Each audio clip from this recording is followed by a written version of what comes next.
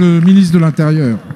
Avec l'agression de notre collègue Stéphane Claireaux, permettez-moi de lui renouveler tout notre soutien, nous avons atteint ce week-end un niveau de violence dans le débat public qui doit tous nous alerter. Soyons très clairs, rien, absolument rien ne justifie les menaces et maintenant les attaques physiques dont sont victimes les élus, mais aussi les gendarmes, les policiers, les soignants et de plus en plus d'agents publics à qui je veux une nouvelle fois rendre hommage.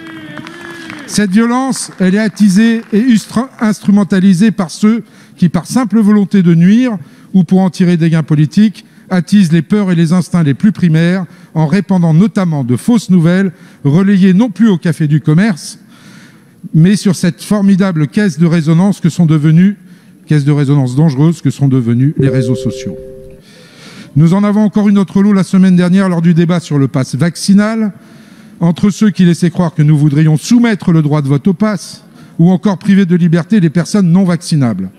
Je veux aussi souligner la responsabilité des plateformes qui hébergent ces contenus. Et je prendrai un exemple simple. Comment un compte Twitter appelant à l'exécution de nombreux députés ayant voté le pass vaccinal peut-il encore être en ligne alors qu'il a été de nombreuses fois signalé depuis dimanche?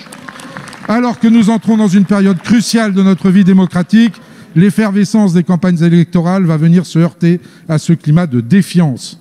En France ou ailleurs, certains vont vouloir en profiter pour détourner ce formidable exercice démocratique en usant d'artifices visant à dénaturer le débat public, qu'il s'agisse de la propagation de fake news ou de pression sur les candidats, voire sur les électeurs. Je souhaiterais donc savoir, Monsieur le Ministre, quelles sont les mesures mises en œuvre pour assurer le bon déroulement des nombreuses campagnes électorales des prochains mois, tant en matière de sécurité des candidats que de sérénité des débats. Je vous remercie.